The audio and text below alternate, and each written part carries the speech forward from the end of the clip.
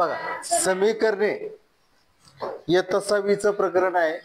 सराव संच आपण 27 बघतोय. मी तुम्हाला 2-3 गणित आपल्याला समजून घ्यायचे, बाकीचे सराव संच तुम्हाला सोडायचा आहे. आपल्या या ठिकाणी बघायचंय बघा, y-3 बरोबर 11. ठीक आहे, y-3 बरोबर 11. मग या ठिकाणी y आपण काय केला, y जसेच तसं ठेवला. हे बरोबरचं चिन्ह, हे 11 जशीचे तसे. या ठिकाणी -3 आहे, बरोबरच्या चिन्हाची इकडे जाताना आपण त्याला काय करायचं, वजाचं काय करतो आपण, प्लस करतो, अधिक करतो, +3. या ठिकाणी y बरोबर काय येणार आपला, 11 आणि 3 किती झाले, 14. म्हणजे y ची किंमत 14 आली. अशा स्वरूपात करायचंय. त्याच्यानंतर या ठिकाणी बघा, हे इकडे लिहिलं काय, किंवा मग असं जरी केलं ना आपण, हे कोणचं, हे n+17 आणि बरोबर हे तिकडे जरी ठेवलं तरी गणित होऊन जाते, काय हरकत नाही. मग या ठिकाणी आपण असं जरी केलं, n+17 n+7 बरोबर 17 असं जरी केलं तरी चालतंय. हे इकडे घेतलं, बरोबरचे चिन्ह जे तिकडे गेलं. कारण मग या ठिकाणी कसं असतं, चलपद एका ठिकाणी, स्थिरपद एका ठिकाणी. मग n बरोबर या ठिकाणी 17 जसेच ठेवले, +7 हे तिकडे जाताना काय होतील, ते झाले -7 झाले. तर मग या ठिकाणी n बरोबर, या ठिकाणी n बरोबर 17तून 7 गेले, खाली उरले 10. या स्वरूपात आपलं गणित करायचंय. तसंच हे खालचं गणित काय सांगितलं, हे तसंच आहे बघा. या ठिकाणी 5x घेऊन टाकले, हे बरोबर चिन्ह 30 आपण तिकडे घेऊन टाकले. ओके, काय हरकत नाहीये. मग आपण काय केलं, आता या ठिकाणी x जसं तसं ठेवलं. आता या दोघांच्या मतामध्ये कसे चिन्ह आहे तुम्हाला सांगितलंय मी, गुणाकारात चिन्ह आहे. हे बघा, बरोबर चिन्ह आहे, 30 जसे तसे ठेवले. म्हणजे या दोघांच्या मध्ये गुणाकारात चिन्ह आहे, म्हणून इकडे गुणिला आहे, तिकडे जाताना तुमच्या हिशोबानं भागीला 5 असं जरी घेतलं, आपण यालाच असंही लिहू शकतो, 30/5 असंही लिहू शकतो. ठीक आहे, हे दोन्ही टाईपने लिहिलं. तुम्हाला असं लिहायचं तर असं लिहा, असं लिहायचं तर असंही लिहा. तुम्हाला मी तुमच्यासाठी समजून सांगलं. तुम्ही असं लिहिलं तरी चालतंय, असं लिहिलं चालतंय, असं लिहिलं चालतंय. या ठिकाणी तुम्ही भाग देऊ शकता. 5×1 = 5 आणि 5×6 = 30. हा गेलाय भाग. म्हणून x बरोबर किती आले, 6.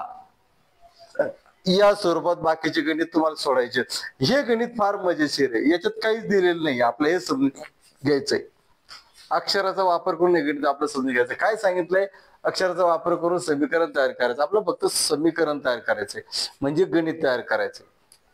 आता या ठिकाणी काय विचारलंय, एक संख्या आपल्याला एक संख्या माहिती आहे का, आणि एक संख्या कोणतीही असू शकते, x y z 5 10 15 20 काही एक संख्या ती आपल्याला माहिती नाही. मग विचारलंय, एक संख्या व 3 यांची बेरीज. कल्पना आहे, कल्पना करायची. संख्येचा वापर करून, अक्षरांचा वापर करून, मुळाक्षरांचा वापर करून.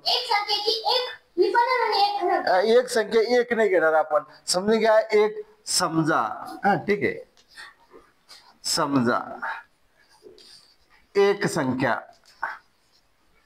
बरोबर x. काय घेतले आपण, x जमवले.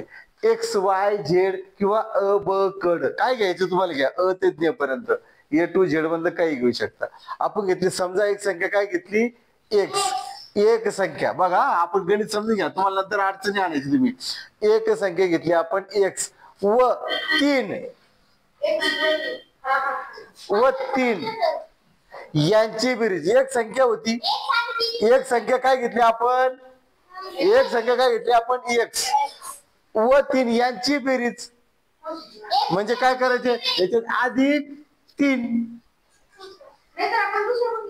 नाही झालं. एक संख्या काय घेतली, x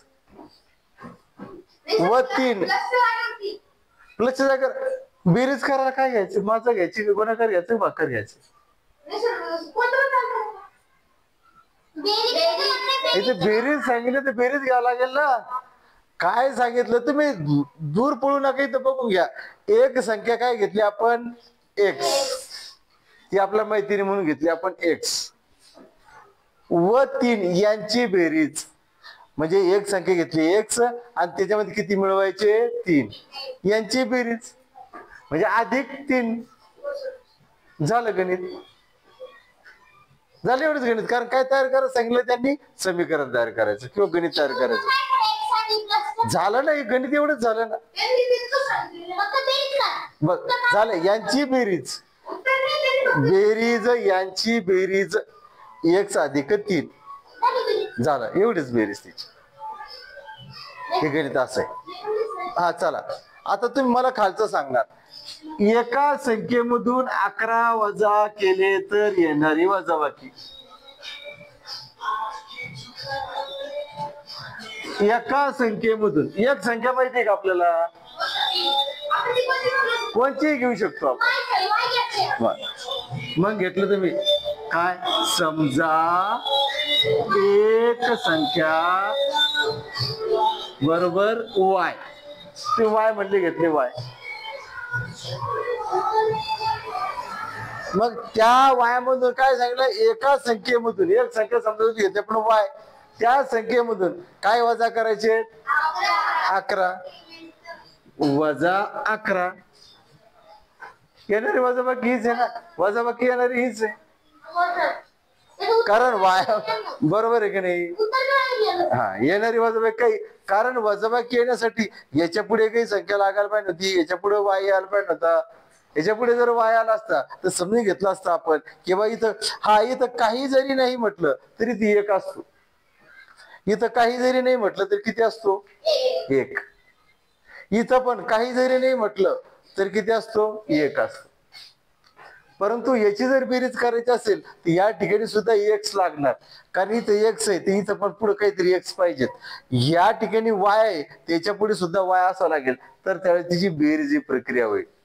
कारण स्थिर पद आणि चल पद हे दोन्ही सारखे असं लागणार. या स्वरूपामध्ये उदाहरण संग्रह जो आहे तो 27 मधील उर्वरित गणित तुम्हाला करा. तुम्हाला करायची नाही समजलं तर विचारायचंय.